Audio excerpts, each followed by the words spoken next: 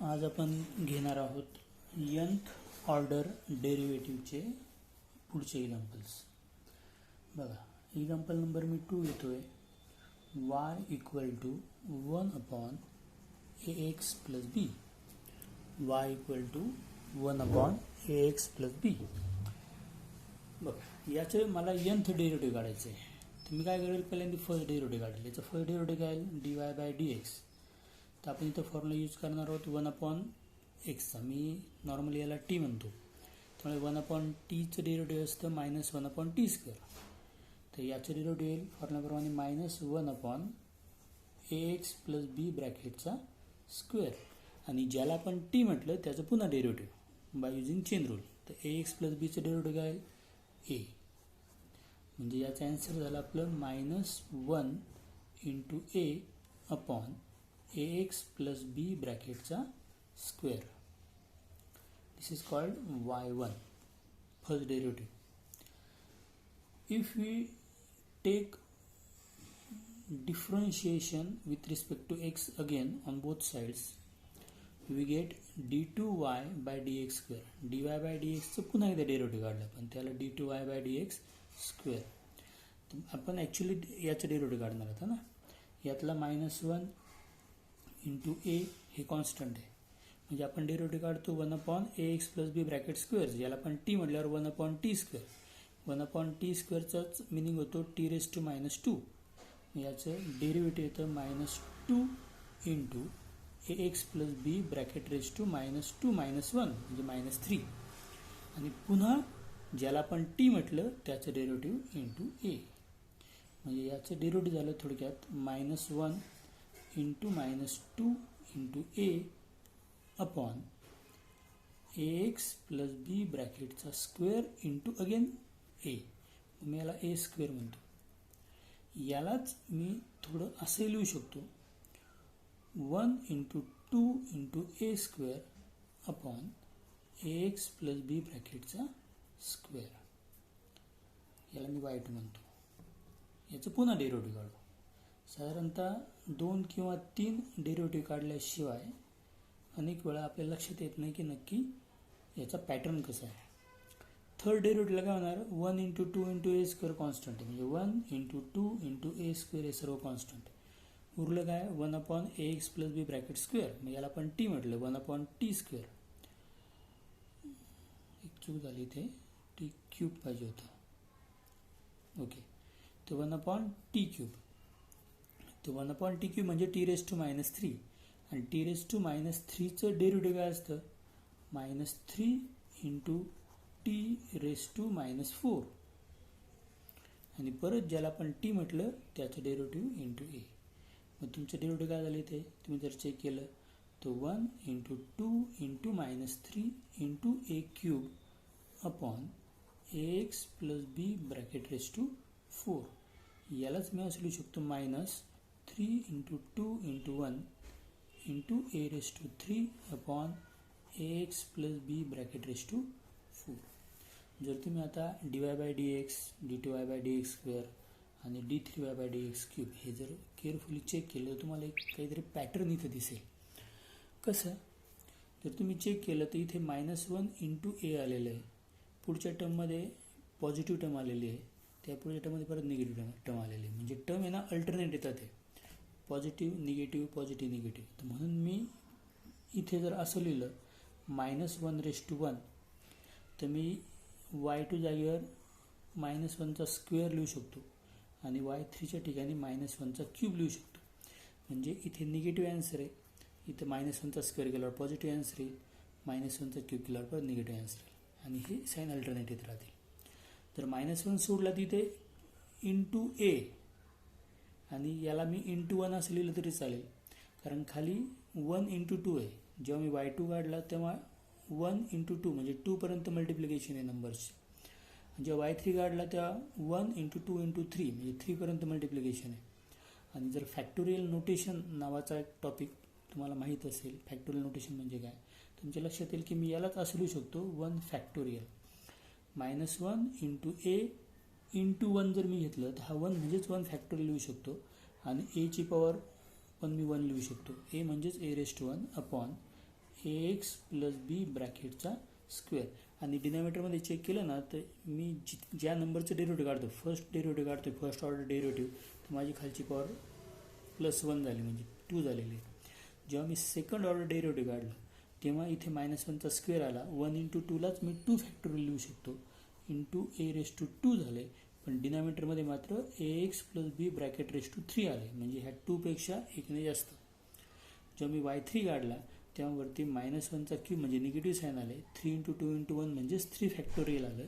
आणि इथे a³ आले. आणि डिनॉमिनेटरमध्ये ax प्लस बी ⁻2 जेवढ्या नंबरचं डेरिव्हेटिव्ह काढतो जेवढ्या ऑर्डरचं त्यापेक्षा 1 डिजिट एक्स्ट्रा आला.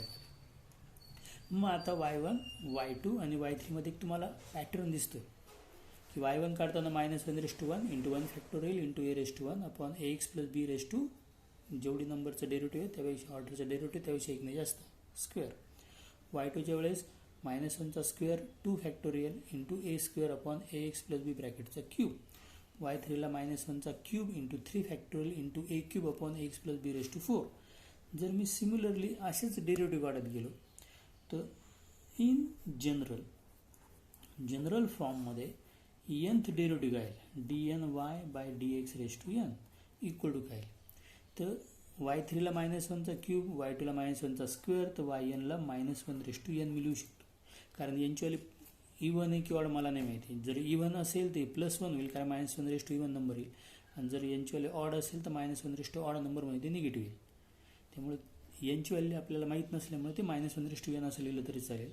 Into n factorial into a⁻n. डिनॉमिनेटरमध्ये ज्या नंबरचं आपण ज्या ऑर्डरचा आपण डेरिव्हेटिव्ह काढतो त्यापेक्षा 1ने पॉवर जास्त, ax plus B bracket ⁻n + 1 हे याचे derivative. This is called nth derivative. Example number 3 घेऊ आपण. कारण आपण काल एक एक्झाम्पल घेतलं होतं, सेकंड झाला, तर थर्ड एक्झाम्पल घेऊ आपण. Let y equal to log x. y equal to log x. We have to find nth derivative of this. मी काय करेल, पहिल्यांदा फर्स्ट डेरिव्हेटिव्ह काढेल, त्याला मी y1 म्हणणार आहे. y1 काय मग dy/dx equal to log x चे डेरिव्हेटिव्ह. बेसिक फॉर्म्युला जर माहीत असतील तर log x डेरिव्हेटिव्ह असते 1/x. त्यानंतर मी काढणार याचं सेकंड डेरिव्हेटिव्ह y2, त्याला मी म्हणणार d2y/dx². 1/x डेरिव्हेटिव्ह हा पण बेसिक फॉर्म्युला आहे, -1/x². मी याचं पुन्हा डेरिव्हेटिव्ह काढणार y3. इथे काय येणार d3y/dx³ इक्वल टू याचं डेरिव्हेटिव्ह कसं काढतो आपण, ते -1/x² आपण -1 × x⁻² असं म्हणतो. मग -1 ॲज इट इज आणि x⁻²चं डेरिव्हेटिव्ह तर -2 × x⁻³ म्हणजेच इथं आलं 1 × 2/x⁻3. जर तुम्ही थोडासा विचार केला इथे पण तुमच्या लक्षात येईल, इथे पण मागच्या एक्झाम्पल सारखंच अल्टरनेट साईन आलेले आहेत. इथं प्लस परत मायनस परत प्लस. म्हणजे मी पहिल्या डेरिव्हेटिव्हला जर मी असं लिहिलं -1⁻0 इंटू 1 फॅक्टोरियल अपॉन x⁻1 तरी चालेल. जे सेकंड डेरिव्हेटिव्ह आहे जे निगेटिव्ह साईन आले त्याला मी त्याला लिहू शकतो -1⁻1 इंटू 1 फॅक्टोरियल अपॉन x⁻2. पण इथे एक थोडासा कन्फ्युजन होऊ शकतं. y1ला मी 1 फॅक्टोरियल लिहिलं, y2ला पण 1 फॅक्टोरियल लिहिलं. मग डबल 1 फॅक्टोरियल आला, मग कनेक्शन कसं ठरवणार प्रत्येक डेरिव्हेटिव्हमधलं. तर म्हणून मी याला 1 फॅक्टोरियल ऐवजी 0 फॅक्टोरियल म्हटलं तरी चालेल. कारण 0 फॅक्टोरियलची व्हॅल्यू पण 1च असते आणि 1 फॅक्टोरियलची व्हॅल्यू पण 1च असते. त्यामुळे y2च्या वेळेस मग आपल्याला थोडं कनेक्ट करायला सोपं जाईल. ते y3च्या वेळेस काय झालं बघा, तर -1चा स्क्वेअर म्हणजे पॉझिटिव्ह आन्सर आलं इंटू 1 × 2ला मी 2 फॅक्टोरियल म्हणू शकतो आणि अपॉन x⁻3 म्हणजे ऑर्डरचा नंबर आणि खालची एक्सची पॉवर सेम आलेली आहे. आणि आता इथे फॅक्टोरियल नोटेशनमध्ये ऑर्डरपेक्षा 1ने डिजिट कमी आलेला आहे. म्हणजेच मी जर याला इन जनरल असं म्हटलं तर मी nth डेरिव्हेटिव्ह dny/dx⁻n कसं लिहिल, मी ते लिहिल -1 इथे बघा y3ला -1चा स्क्वेअर होता, y2ला -1 होता, तर nth डेरिव्हेटिव्हला -1 येईल इंटू. तर इथे nth डेरिव्हेटिव्ह आहे y3ला 2 फॅक्टोरियल आलं, y2ला 1 फॅक्टोरियल आलं, तर yn ला n-1 फॅक्टोरियल येणार आहे आणि अपॉन पॉवर मात्र एकशे सेम आहे, जेवढ्या नंबरची ऑर्डर तेवढीच पॉवर आहे, म्हणजे खाली x raised to n. This is the nth derivative of this example. Example number 4 घेऊ आपण. y equal to sine x. थोडंसं केअरफुली आता बघावं लागेल. मी याला इक्वेशन 1 म्हणतो. मी याचं डेरिव्हेटिव्ह काढला. y1 equal to dy by dx is equal to sine एक्सचं डेरिव्हेटिव्ह काय असतं, कॉस एक्स, बरोबर. मी पुन्हा डेरिव्हेटिव्ह काढला. y2 equal to d2y by dx square equal to cos एक्सचं डेरिव्हेटिव्ह असतं मायनस साइन एक्स. पुन्हा डेरिव्हेटिव्ह काढला. y3 equal to d3y by dx cube minus sine x झालं मायनस कॉस एक्स आणि so on. जर तुम्ही check केलं तर फर्स्ट डेरिव्हेटिव्ह पॉझिटिव्ह आहे, सेकंड पण पॉझिटिव्ह. फर्स्ट डेरिव्हेटिव्ह पॉझिटिव्ह आहे, सॉरी सेकंड डेरिव्हेटिव्ह निगेटिव्ह आहे, थर्ड डेरिव्हेटिव्ह परत निगेटिव्ह आहे, फोर्थ काढलं तर ते पॉझिटिव्ह येईल. जर समजा मी y4 काढलाच तर d raise to 4y by dx raise to 4 equal to आलं प्लस साइन एक्स. म्हणजे हे काय अल्टरनेट नाही आहे ना, हे काय अल्टरनेट नाही आहे, plus minus plus minus plus minus. तर सुरुवातीला फर्स्ट डेरिव्हेटिव्हला पॉझिटिव्ह साईन आले, सेकंडला निगेटिव्ह, थर्ड ऑर्डरला परत निगेटिव्ह, फोर्थला परत पॉझिटिव्ह. तर आपल्याला याला जर आपण जे सर्क्युलर ट्रिग्नॉमेट्री बघितलेलं होतं त्याला जर कनेक्ट केलं तर हे जास्त सोपं जाईल. म्हणजे कसं, म्हणजे पहिलं जे वायचं फंक्शन होतं y equal to sine x, ज्याला जर आपण फर्स्ट क्वाड्रंटमधलं मानलं तर फर्स्ट क्वाड्रंटमधले साइन फंक्शन नेहमी पॉझिटिव्ह असतं. सेकंड जे आपण फंक्शन घेतलेलं आहे, ज्याला आपण फर्स्ट डेरिव्हेटिव्ह काढून घेतलं आहे कॉस एक्स, हे फंक्शन जर आपण सेकंड क्वाड्रंटमध्ये घेतलं तर त्या क्वाड्रंटमध्ये पण साइन फंक्शन पॉझिटिव्ह असतं. y2ला जर आपण थर्ड क्वाड्रंटमध्ये कन्वर्ट केलं, म्हणजे थर्ड क्वाड्रंट जर चेक केला तर थर्ड क्वाड्रंटमध्ये साइन फंक्शन निगेटिव्ह असतं आणि फोर्थ क्वाड्रंटमध्ये पण साइन फंक्शन निगेटिव्ह असतं. First quadrant, second quadrant, third quadrant, fourth quadrant, परत फर्स्ट क्वाड्रंट, असं जर आपण कनेक्शन केलं तर हे योग्य राहील. म्हणून मी साइन एक्स ह्या फंक्शनमध्ये एक्सची व्हॅल्यू जर ॲक्यूट अँगल घेतली लेस दॅन 90 ग्रेटर दॅन 0 तर मी y इक्वल टू साइन एक्सला साइन एक्स लिहू शकतो. पण ह्याच y1ला मी थोडासा ट्रिग्नॉमेट्रीचा यूज करून त्या फंक्शनला मी y1ला साइन पाय बाय 2 प्लस 6 असं लिहू शकतो. पाय बाय 2 मुळे काय होते की हे फंक्शन सेकंड क्वाड्रंटमध्ये जाणार पाय बाय 2 प्लस, आणि पाय बाय 2 प्लस असल्यामुळे साइन फंक्शनचं कॉस फंक्शनमध्ये कन्व्हर्जन होतं आणि त्याचा आन्सर पॉझिटिव्ह येतं. Sine pi by 2 plus x answer येतं प्लस कॉस एक्स, जे तुम्हाला माहिती आहे सर्वांना. हे 11th होतं तुम्हाला. आणि हे जर समजत नसेल तर यासाठी आपण सेपरेट 11चा व्हिडिओ बनवूया. जर मी हे सेकंड डेरिव्हेटिव्ह साइन फंक्शनमध्येच कन्व्हर्ट करायचं ठरवलं आणि थर्ड क्वाड्रंटमधलं फंक्शन घ्यायचं ठरवलं तर मी हे असं लिहू शकतो. साइन इथे मी पाय बाय 2 घेतला, याचाच मिनिंग 1 पाय बाय 2 असा घेतला असा होतो.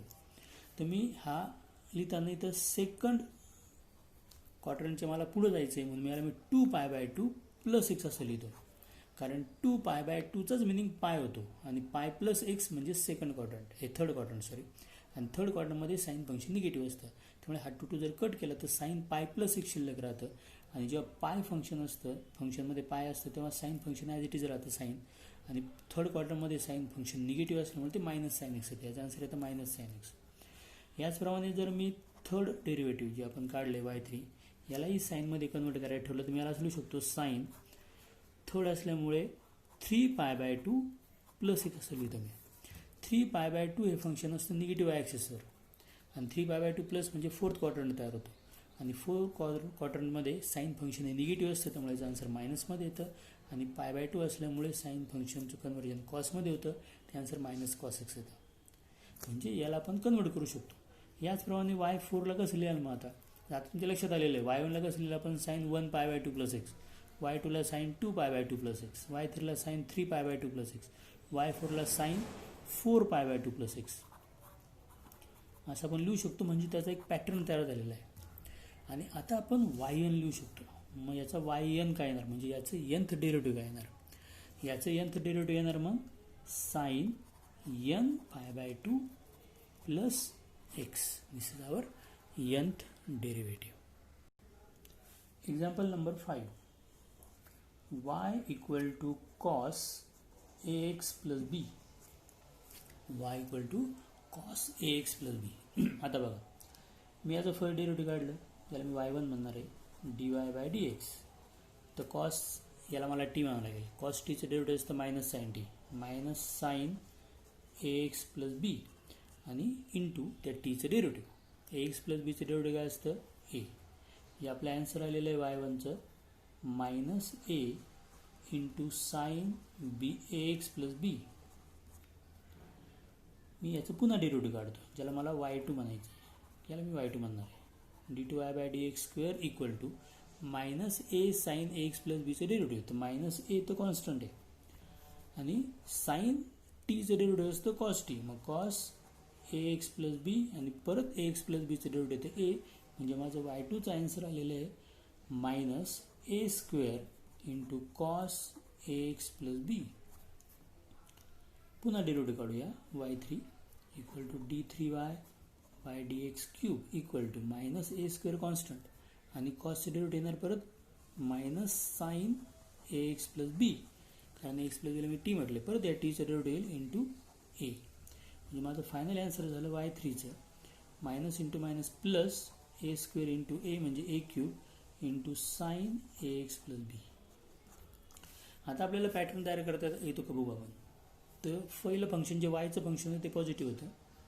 सेकंड फंक्शन जे y1 ज्याला आपण म्हणतोय ते निगेटिव्ह आलं आहे. y2चं फंक्शन हे पुन्हा निगेटिव्ह आलं आहे. y3चं फंक्शन पॉझिटिव्ह आलं आहे. यालाही तुम्ही जर कधी सर्क्युलर ट्रिग्नोमेट्रीशी कनेक्ट केलं, तुमच्या लक्षात येईल फर्स्ट क्वार्टरमध्ये जर आपण फर्स्ट फंक्शन गृहीत धरलं तर फर्स्ट क्वार्टरमध्ये कॉस फंक्शन नेहमी पॉझिटिव्ह असतं.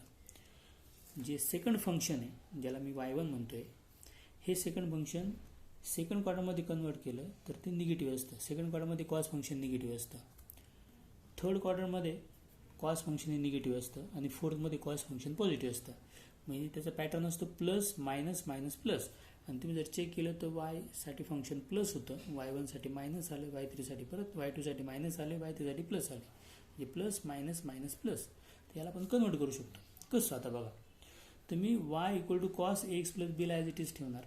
y1ला कसं लिहितो बघा, मी याला असं लिहिणार ए इंटू, मला फंक्शन कॉस पाहिजे म्हणून cos pi by 2 plus ax plus b. आणि पाय बाय 2 प्लस असल्यामुळे पाय बाय 2 असेल तर कॉस फंक्शनचं कन्व्हर्जन साईनमध्ये होतं आणि पाय बाय 2 प्लस म्हणजे सेकंड क्वार्टर आणि सेकंड क्वार्टरमध्ये कॉस फंक्शन निगेटिव्ह असेल त्याचा आन्सर येतं minus a sine ax plus B. Similarly y2च्या वेळेस मी हाच फंडा वापरेल, ए स्क्वेअर इंटू या फंक्शनला मी असं लिहिल cos 2 pi by 2 plus ax plus B. 2 pi bye 2लाच आपण पाय म्हणू शकतो, मग ते पाय प्लस होईल आणि पाय प्लस असलं तर कॉस फंक्शन कॉसच असतं, त्यामुळे हे फंक्शन कॉसमध्येच राहील. आणि पाय प्लस म्हणजे थर्ड क्वार्टर असल्यामुळे हे फंक्शन निगेटिव्ह तयार होणार minus a square cos. Similarly y3ला मी लिहू शकतो मग आता ए cube into cos 3 pi by 2 plus ax plus b. 3 pi by 2 plus म्हणजे फोर्थ क्वाड्रंट, कारण तुमच्या लक्षात असेल तर जो पॉझिटिव्ह एक्स ॲक्सिस तिथं 0, 2 पाय, 4 पाय अँगल असतात. वायच्या ठिकाणी पाय, 3 पाय, 5 पाय अँगल असतात. पाय बाय 2, 5 पाय बाय 2, 9 पाय बाय 2 अँगल असतात. निगेटिव्ह एक्स जागेवर पाय, 3 पाय अँगल असतात आणि निगेटिव्ह वायवर 3 पाय बाय 2, 7 पाय बाय 2 वगैरे अँगल असतात. पाय बाय 2 मधले अँगल असतात. हे 3 पाय बाय 2 प्लस म्हणजेच फोर्थ क्वाड्रंट आणि फोर्थ क्वाड्रंटमध्ये कॉस फंक्शन आहे पॉझिटिव्ह असतं, त्यामुळे पॉझिटिव्ह येईल आणि पाय बाय 2 मुळे कॉस फंक्शनचं कन्व्हर्जन साईनमध्ये येईल. म्हणजे आता एक पॅटर्न तयार झालेला आहे आणि यालाच मी in general yn equal to dn y by dx raise to n equal to a raise to n into cos n pi by 2 plus ax plus b असं लिहू शकतो आणि हे आपलं nth डेरिव्हेटिव्ह असेल. Okay, example number 6. हे थोडंसं hard example आहे, त्यामुळे हे तुम्हाला थोडं केअरफुली बघावं लागेल. y equal to e raise to ax into sine bx plus c आणि याचा आपल्याला nth डेरिव्हेटिव्ह काढायचा. थोडंसं केअरफुली चेक करा. हे मी काय करतो, पहिल्यांदा फर्स्ट डेरिव्हेटिव्ह काढतो. फर्स्ट डेरिव्हेटिव्ह काढायचं y1 इक्वल टू dy/dx. तिथं आपल्याला u इंटू v हा फॉर्म्युला यूज करावा लागेल. आपण काय करणार, पहिल्यांदा e⁻x as it is as a u into derivative of sine bx plus c.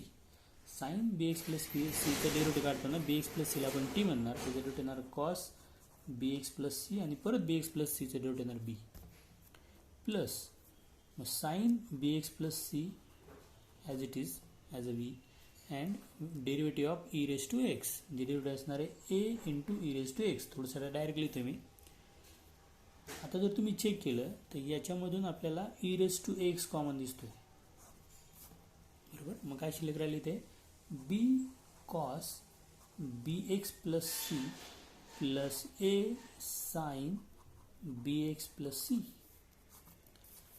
आता थोडासा ट्रिकी पार्ट आहे. इथे जर तुम्ही चेक केलं तर e⁻x मध्ये कॉस आणि साइन दोन्ही फंक्शन आलेले आहे इंटूमध्ये, आणि आपलं जे एक्झाम्पल आहे ते e⁻x इंटू साईनमध्ये. एक्झाम्पल साईनमध्ये असल्यामुळे इथं आपल्याला साइन फंक्शन जर आणता आलं तर ते जास्त बेटर आहे आपल्याला कनेक्ट करण्यासाठी आपल्याला, कारण nth डेरिव्हेटिव्ह काढायचं आहे. आणि जर तुम्हाला थोडे sine a plus b sine a minus बीचे जे फॉर्म्युले आहेत ते जर माहीत असतील तर साइन a प्लस बीचा फॉर्म्युला असतो sine a cos b plus cos a sine b. इथे प्लस साइन आले म्हणून मी साइन a प्लस बीचा फॉर्म्युला बोललो आहे. आणि sine a cos b plus cos a sine b. तर इथे ह्या पॅटर्नमध्ये आपल्याला जर आणता आलं ते sine a cos B cos a sine बी असं जर आणता आलं तर ते आपल्याला साइन फंक्शनमध्ये कनेक्ट करता येईल, कन्वर्ट करता येईल. आता हे कसं आणणार, तर यासाठी एक छोटीशी ट्रिक तुम्ही 11th बघितलेली असते. आपण डायरेक्ट काय एला कॉस अल्फा वगैरे म्हणू नाही शकत, कारण असं करण्यासाठी आपल्याला त्या साइन आणि कॉस फंक्शनने आयडेंटिटी प्रूव्ह केलेली असली पाहिजे. म्हणून मी काय करणार, तर जे साइनचा कोएफिशियंट आहे ए आणि जो कॉसचा कोएफिशियंट बी यांचा स्क्वेअर करून त्यांचे ॲडिशन करणार आणि त्याचा स्क्वेअर रूट काढणार, म्हणजे ए स्क्वेअर प्लस बी स्क्वेअर अशी टर्म मला मिळेल. ही टर्म मी घेणार आणि कॅन्सल करणार. कसं, तर मी रूटमध्ये ए स्क्वेअर प्लस बी स्क्वेअर ही टर्म घेतली, त्याला इंटू e⁻x ही टर्म घेतली आणि हीच टर्म मी कॅन्सल पण केली, a square plus b square. असं का केलं मी, पुढची term as it is b cos bx plus c plus a sine bx plus c. याचं रिझन काय, असं करण्याचं कारण काय, हे थोडंसं तुम्हाला उशिरा कळेल. बघा, route a square plus b square तसं ठेवतो मी आणि इंटू e⁻x पण तसंच. आता मी काय करणार, ह्या रूटने ह्या ब्रॅकेटमध्ये मल्टिप्लाय करणार. मी अशी टर्म तयार करेल b upon root a square plus b square into cos bx plus c plus a upon root a square plus b square into sine bx plus c. असं केल्यामुळे काय झालं आहे, याच्यामुळे हे जे इथे फंक्शन तयार झालेलं आहे ह्या फंक्शनला मी ट्रिग्नॉमेट्रीमध्ये कन्वर्ट करू शकतो. कसं, या बी upon root a square plus बी स्क्वेअरला जर मी बी upon root a square plus बी स्क्वेअरला जर मी साइन थिटा म्हटलं आणि ए upon root a square plus बी स्क्वेअरला मी जर कॉस थिटा म्हटलं तर हे जे सबस्टिट्यूशन आहे हे ट्रिग्नॉमेट्रीची जी आयडेंटिटी आहे साइन कॉसमधली sine square theta plus cos square theta equal to 1 हे प्रूव्ह करतं. कसं, साइन स्क्वेअर थिटाची व्हॅल्यू येणार इथे b square upon a square plus b square plus cos square थिटाची व्हॅल्यू येणार आहे a square upon a square plus b square आणि याचा आन्सर येणार आहे 1. मग आपण हे सबस्टिट्यूशन घेऊ शकतो. मगाशी मी बीला जर साइन थिटा म्हटलं असतं आणि एला जर कॉस थिटा म्हटलं असतं तर त्यांनी ही आयडेंटिटी प्रूव्ह नसती केली, त्यामुळे तिथं सबस्टिट्यूशन हे इलिगल असतं. म्हणून मी काय केलं, त्या route a square plus B स्क्वेअरने divide करून घेतलं. त्याच्यामुळे आता काय झालं, आता मला लिगली याला साइन थिटा म्हणता येईल पहिल्या फंक्शनला आणि या फंक्शनला मला कॉस थिटा म्हणता येईल. आता मी इथे अजून एक गोष्ट करणार आहे, ती नीट समजून घ्या. याला जरी मी साइन थिटा म्हटलं, याला जरी कॉस थिटा म्हटलं तर थिटाची व्हॅल्यू काय असं विचारलं तर कोणी सांगेल थिटाची व्हॅल्यू साइन इनवर्स बी अपॉन रूट, कोणी सांगेल कॉस इनवर्स ए अपॉन रूट. काही कन्फ्युजन होऊ नये म्हणून मी इथे काय करणार, टॅन थिटाची व्हॅल्यू पण काढून ठेवणार. आणि आयडेंटिटी जर तुमचे चांगल्या पाठ असतील तर टॅन थिटा असतो sine theta upon cos theta. त्यामुळे साईन अपॉन कॉस जर केलं तर आन्सर येणार b upon a. Tan theta काय येणार, sine theta upon cos theta म्हणजे b upon a, root cancel होणार. आणि याच्यावरून जर थिटाची व्हॅल्यू मला काढायला लावली तर मी लिहिणार टॅन इनवर्स बी अपॉन ए अशी. मग आता जर मी y1 वालं फंक्शन घेतलं, तुमच्या लक्षात येईल y1 फंक्शन येणार आहे e raise to a x into root a square plus b square as it is, ही टर्म तशीच. आणि याच्याऐवजी मी लिहिले साईन थिटा, मग साईन थिटा आणि cos in bracket b x plus c plus याला म्हटलं मी cos theta into sine b x plus c, बरोबर. आणि इथे साईन ए प्लस बी हा जो फॉर्म्युला आहे त्या प्रकारचा पॅटर्न तयार झाला आहे. म्हणजे मला असं लिहिता आता मला e raise to a x into root a square plus b square into sine theta plus b x plus c. ही टर्म सगळ्यात महत्त्वाची आहे, हे जरा केअरफुली चेक करून घ्या एकदा. बघा आपला y1 आलेला आहे e raise to a x into root a square plus b square into sine in bracket theta plus b x plus c, बरोबर. मी याला असंच ठेवणार आणि याचं पुन्हा डेरिव्हेटिव्ह काढणार, कारण आपल्याला nth डेरिव्हेटिव्हपर्यंत डेरिव्हेटिव्ह काढायचं आहे. आणि हा पॅटर्न अजून तसं समजत नाही आहे काय करायचं आहे पुढे, मग तो समजण्यासाठी आपण पुन्हा डेरिव्हेटिव्ह काढणं गरजेचं आहे. मग जर मी y2 काढला, सेकंड डेरिव्हेटिव्ह y2 म्हणजेच d2y by dx square.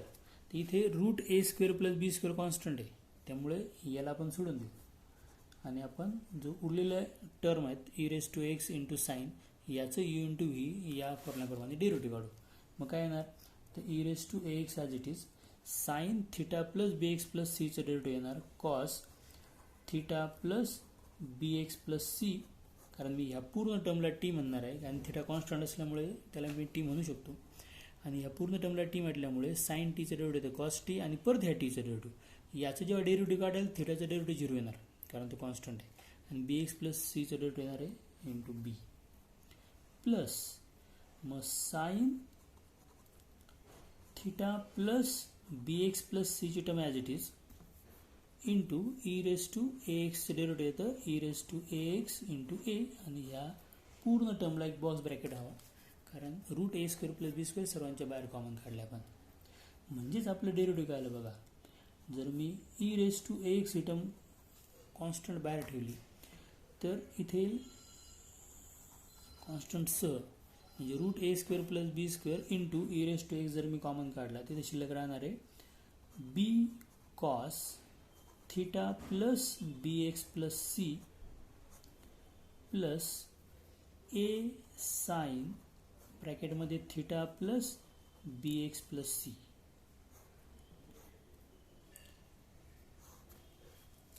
Okay, परत मागच्या सारखाच पॅटर्न तयार झाला आहे, तुमच्या लक्षात आलं असेल. बी कॉस प्लस ए साईन, इथं परत मी route a square plus B स्क्वेअरने multiply करणार. म्हणजे इथे route a square plus square आहे तर या टर्मला न्यूमरेटरला आणि डिनॉमिनेटरला परत route a square plus B स्क्वेअरने me multiply करणार. इथे काय येणार मग ए स्क्वेअर प्लस बी स्क्वेअर, इथे रेस टू हाफ होतं, इथे रेस टू येणार हाफ ब्रॅकेटचा स्क्वेअर. आणि डिनॉमिनेटरमध्ये येणार route a square plus b square. पुढच्या सर्व term as it is e raise to x b cos theta plus b x plus c plus a sine theta plus b x plus c.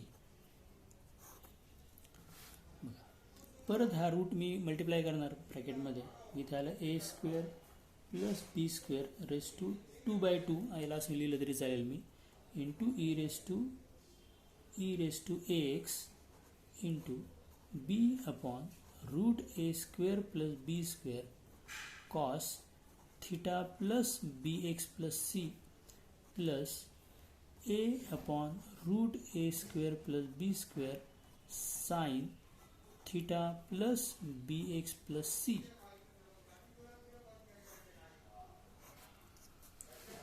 बघा म्हणजेच काय term तयार झाली, a square plus b square raise to 2/2 into e raise to x. ह्या टर्मला आपण sine theta म्हटलेले आहे आधीच आणि ह्या टर्मला आपण कॉस थिटा म्हटलेले आहे. ते झालं साइन थिटा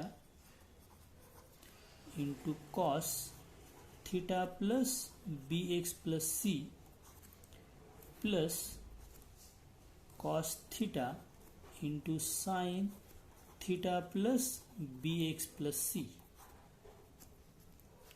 म्हणजेच टर्म तयार झाली a square plus b square raise to 2/2 into e raise to x into sine in bracket theta plus b x plus c. म्हणजेच d2y बाय dx स्क्वेअर म्हणजेच y2 ची टर्म तयार झाली आपली a square plus b square raise to 2/2 into e raise to x into sine in bracket 2 theta plus b x plus c. आता थोडासा pattern तुमच्या लक्षात आला असेल. म्हणजे इथे ए स्क्वेअर प्लस बी स्क्वेअरची पॉवर 2/2 आली because of y2 e raise to x as it is and sine फंक्शनमध्ये इथे y2 असल्यामुळे 2 थिटा आले. जर आता थोडासा विचार केला, जर मी याला असं म्हटलं सिमिलरली, तर मी कदाचित y3 डायरेक्ट लिहू शकतो. तर y3 काय माझा मग d3y by dx cube equal to इथे येईल a square plus b square raise to 3/2 into e raise to x into sine 3 theta plus b x plus c. मग इन जनरल याला जर इन जनरल मी लिहिलं तर मी yn पण लिहू शकेल. dny by dx raise to n equal to a square plus b square raise to n/2 into e raise to x into sine n theta plus bx plus c, where tan theta equal to b upon a, that means theta equal to tan inverse b upon a is our nth derivative.